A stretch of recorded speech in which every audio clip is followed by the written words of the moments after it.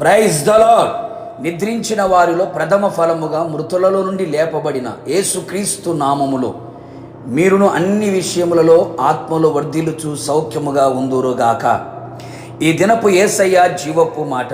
కొరింథీలకు రాసిన మొదటి పత్రిక 15వ అధ్యాయం 58వ వాక్య భాగం.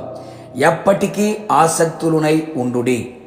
ద్రాక్షవల్లి అయిన యేసయ్యతో అంటుకట్టబడి ఆయనలో నిలిచి బహుగా ఫలించుచున్న యేసయ్య శిష్యులారా, ఈ విశ్వాసపు యాత్రలో, పరలోకపు ప్రయాణములో, ఈ పరుగు పంద్యములో యేసు రక్తముతో కడగబడి మారుమనసు పొంది పాప క్షమాపణ నిమిత్తం బాప్తీసం పొంది క్రీస్తును ధరించుకొని కనిపెట్టి ప్రార్థించి ఆత్మతో ముద్రించబడి ఆత్మ సంబంధమైన సహవాసములో చేర్చబడి విశ్వాసములో, నిరీక్షణలో, పరిశుద్ధతలో నిలిచి నడిపించబడుచున్న వారలారా, మనమందరము ప్రభు యొక్క కార్యములు అభివృద్ధి యందు ఎప్పటికీ ఆసక్తి గలవారమై ఉండవలెను. నిజమే ప్రియులారా, మనము ఆయన యందు చూపే ఆసక్తిని బట్టియే మన ఎడల ఆయన కార్యములు, జనుల ఎడల ఆయన కార్యములు అభివృద్ధి చెందుతాయి.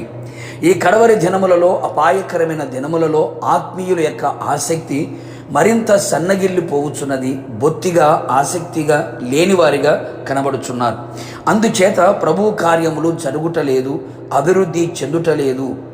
ఆత్మీయులారా, ఒకప్పటి మీ ఆసక్తి మరలా తట్టి లేపి ప్రభు కార్యాలలో ఆసక్తిని, అత్యాసక్తిని కనబరచదము. ప్రస్తుతపు దినములలో ఆత్మీయులు కూడా వ్యర్థమైన వాటి మీదని ఎక్కువగా ఆసక్తిని చూపుచూ ఉన్నారు.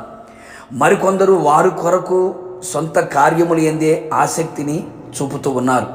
మన ఆసక్తి పరలోకమునకు చేర్చగలిగినదై ఉండవలెను. అదే కదా మన గురి, గమ్యం, నిరీక్షణ. ప్రభువును పవిత్రమైన పెదవులతో, పవిత్రమైన హృదయముతో, పవిత్రమైన చేతులెత్తి ఆయనను మనము సేవించున్నట్లు ఆత్మయందు తీవ్రత గలవారమై ఉండేదము. ఇట్టి ఆసక్తి విషయములో మందులుగా ఉండకుండా జాగ్రత్త పడేదము. అనేకులు యాంత్రికముగా ఆయనను సేవించుచు ఉన్నారు. అట్టి వారిగా మనం ఉండరాదు. మనము చేయుచున్న ప్రార్థన విషయములో కూడా అత్యాసక్తి గలవారమే ప్రార్థించెదము.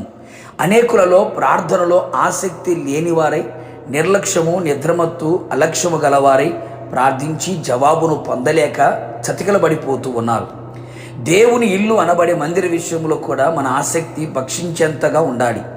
అనేక మంది ఆత్మీయులలో మందిరం మీద మక్కువ, ప్రేమ, శ్రద్ధ, భయం లేని వారిగా కనబడి ఆయన దాచి ఉంచిన సిద్ధపరిచిన మేలులు పొందలేక, పరలోకమునకు చేరలేక నిలిచిపోతూ ఉన్నారు. ఏ విషయములో నీ ఆత్మీయతలను పడిపోయి ఉన్నావో వాక్యపు వెలుగులో వాటిని గ్రహించి పశ్చాత్తాపడి ఆసక్తి కలిగి మారుమనస్సు పొందుము. జయచేయుతమును అనుభవించుము. వాక్యమందును, సత్క్రియలందును, పరిచర్య యందును, దేవుని యందును, పరిశుద్ధత యందును, ఇంకను అనేక ఆత్మీయతల యందు ఆసక్తి కలిగి ఉండేదము. మీ ఆసక్తిని చూచి అనేకులు ప్రేరేపించబడుదురు. ప్రభు రాకడ వరకు ఆసక్తిని విడువక ఉండేదము. ప్రభుతో యుగయుగములు నిలిచెదము. ప్రార్థన.